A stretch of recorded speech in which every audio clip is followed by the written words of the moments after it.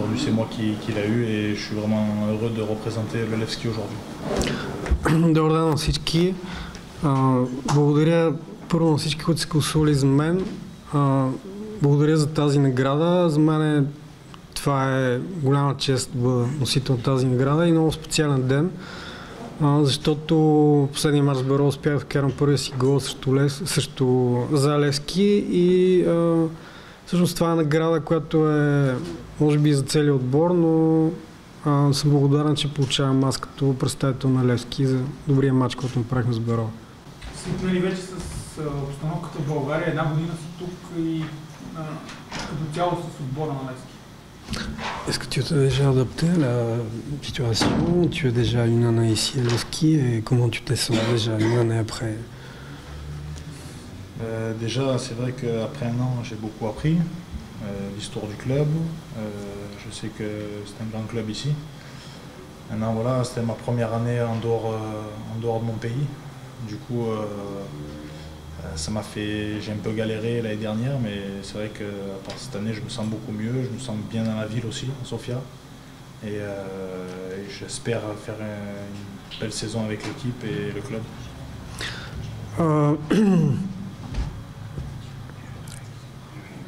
За мен това беше първа година, миналата година, когато пристигна, беше първа година извън Франция, първа година извън родната ми страна. Вярвам, че първата година имах малко проблеми.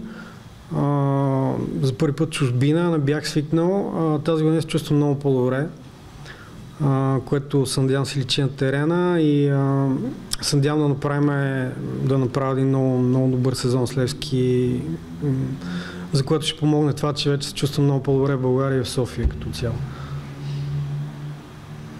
Въпроси? Карате.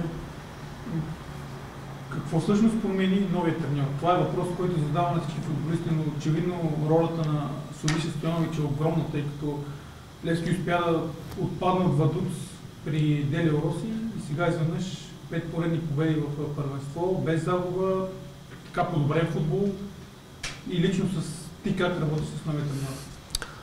D'après toi, qu'est-ce qui a changé le nouveau coach Slaviša Stojanovic? Parce que tout le monde fait la comparaison avec Delio Rossi. Étant donné que Delio Rossi, avec Delio Rossi, Levski a été éliminé par Vaduz, maintenant Levski a dans une série de 5 victoires consécutives et avec un très bon football. Qu'est-ce qui a changé? Ouais, c'est ça qui est. Ce qui, je pense qui a changé, c'est que déjà le coach aborde différemment les entraînements, il y a beaucoup plus d'intensité, plus au contact des joueurs.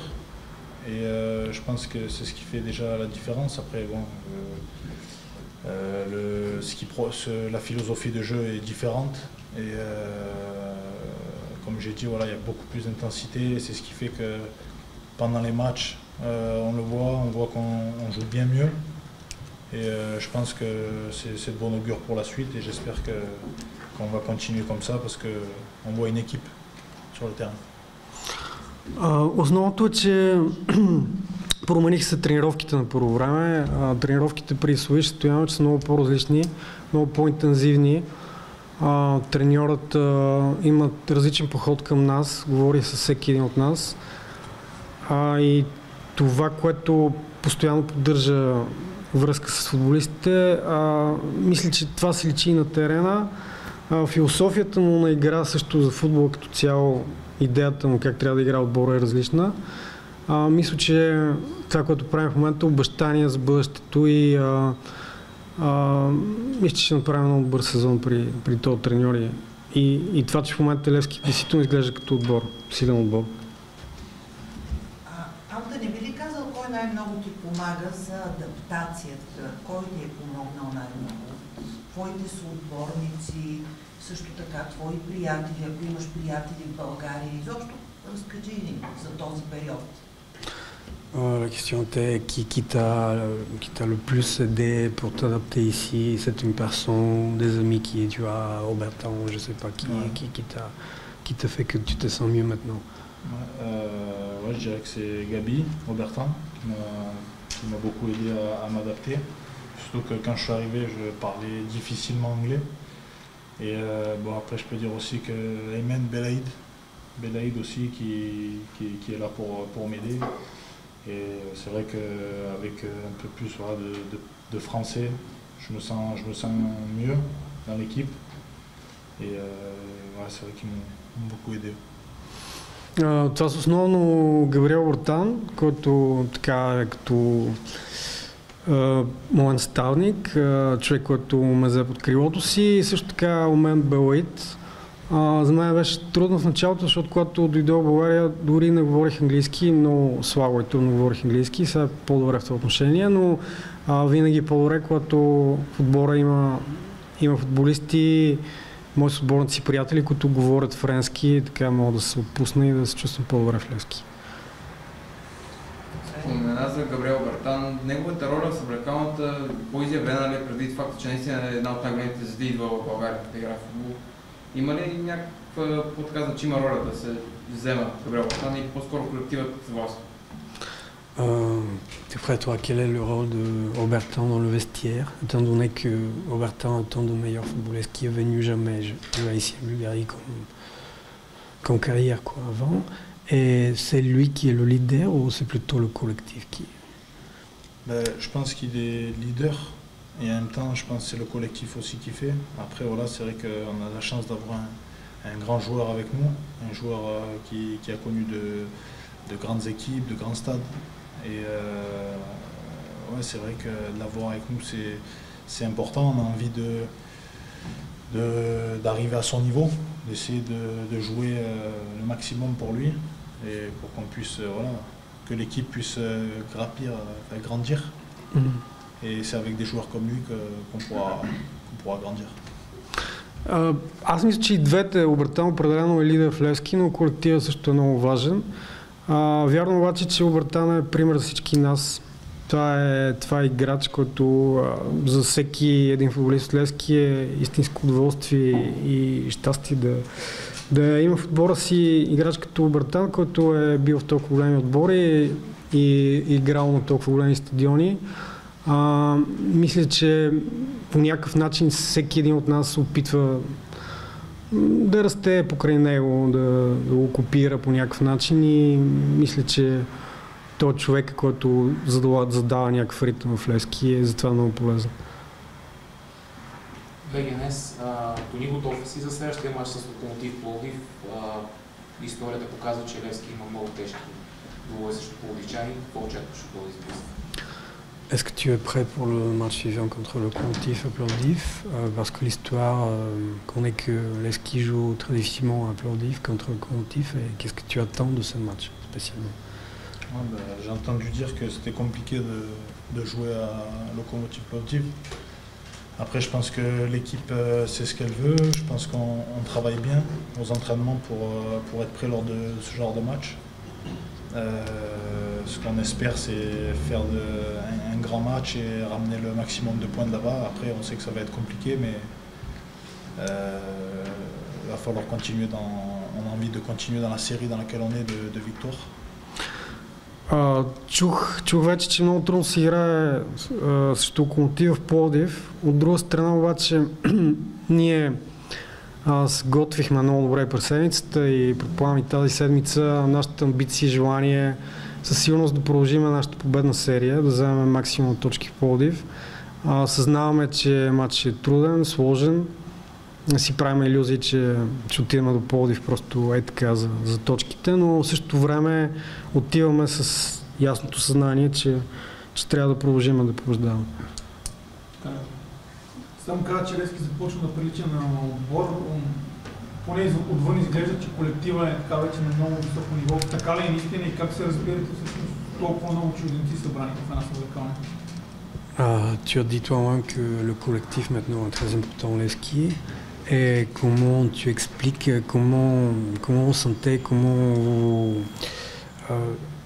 parce qu'au Levski il y a beaucoup d'étrangers, comment faites-vous que les choses arrivent?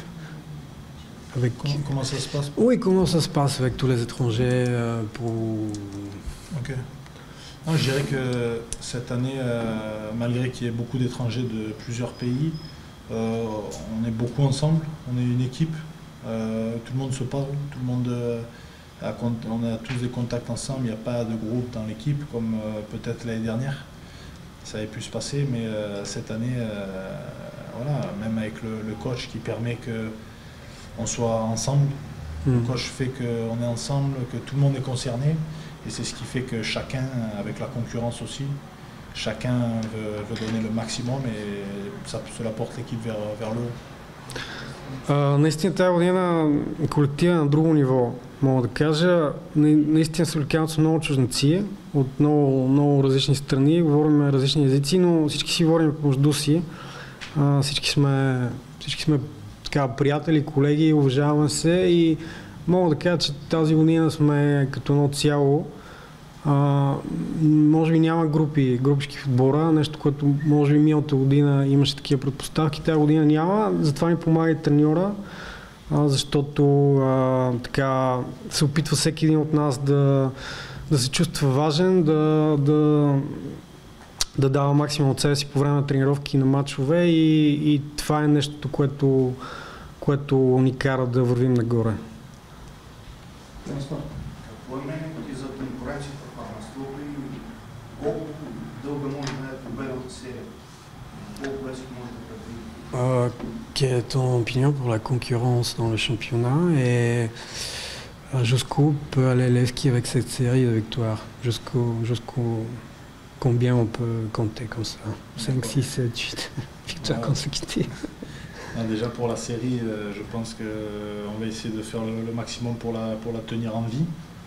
Que autant de victoires on pourra faire, on les fera. Après, on sait que ça va être difficile. Par rapport aux autres équipes, grosses équipes du championnat, par rapport à Ludogorets, CSKA Sofia, c'est vrai que c'est un peu tôt pour dire qui va être champion ou quoi que ce soit, mais on travaille pour ça.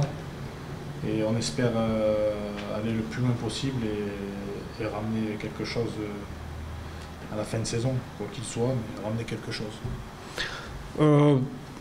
Първо ще кажа за серията. Серията ще се опитаме да продължим колкото се може по-дълго, разбира се. Се опитаме колкото се може повече победи и поредни да наредим. Това естествено не зависи само от нас, но ние сигурно всеки матч ще играем за победа. Що се отнася до конкуренцията, ясно, че ще бъде много трудно. Основните ни конкуренти са познати. Това са Лудогорец и ЦСКА. Все още не сме играли с тях. Но при всички положения ние тази година ще се опитаме да направим нещо голямо и да спечелим трофей. Независимо какъв е, но имаме така за цел всички в отбора да вземем нещо в края на сезона, да вземем купа. Има ли още въпроси, колеги? Добре, последен въпрос. В началото казва, че ти е било трудно. Имаш ли момент, в който да съжаляваш, че избра Левски? И как се чувстваш сега на върха? Au début, tu as dit que l'année dernière, c'était une année difficile pour toi, une année dure. Est-ce qu'il y aurait des moments l'année dernière où je sais pas, tu étais comme ça désolé de devoir choisir Levski l'année dernière? Je ne dis pas maintenant, et des moments difficiles où tu t'es demandé si c'était un bon choix. Et par rapport à ce moment-là, comment tu te sens maintenant que Levski est premier avec Non, déjà, j'ai jamais regretté mon choix d'être venu au Levski. C'était un choix réfléchi et malgré que l'année dernière c'était compliqué pour moi, ça fait partie de la carrière d'un footballeur et je sais que si j'en suis là aujourd'hui, c'est parce que j'ai pas lâché, j'ai travaillé et je regrette absolument pas, au contraire. Et c'est pour vivre ce genre de moment qu'on fait footballeur, qu'on joue au foot. Donc non, j'ai jamais regretté, je ne regrette pas et aujourd'hui Levski est premier et on est content, tout se passe bien et on espère continuer comme ça. Искам изрично да подчертая, че никога не съм съжалял, че съм в Левски, че съм избрал Левски. Казах, че съм имал трудна година, защото беше първа година за мен извън Франция и въобще в чужбина, аз съм млад човек. Но за мен Левски беше съвсем съзнателен избор. преди да приема оферта на Левски да подпиша договор, много съм мислил, това не беше някаква авантюра и винаги съм бил доволен, че съм в Левски. И дори трудните моменти миналата година са очаквани за мен, защото това е кариерата на футболистите. Такава, всеки минава през такива моменти и това са моменти, които ни правят по-силни като футболисти, като хора. А в момента именно за това сме тук и съм пред вас с тази награда, защото в нито един момент миналата година, когато беше трудно, така не се отказах, не свалих ръце и продължих да работя. Така много да чакам своя шанс и да съм сигурен, че той ще дойде и ето в момента Левски на първо място и сме много по-добре като отбор и аз се чувствам много по-добре и се надявам, че така ще продължи през целия сезон.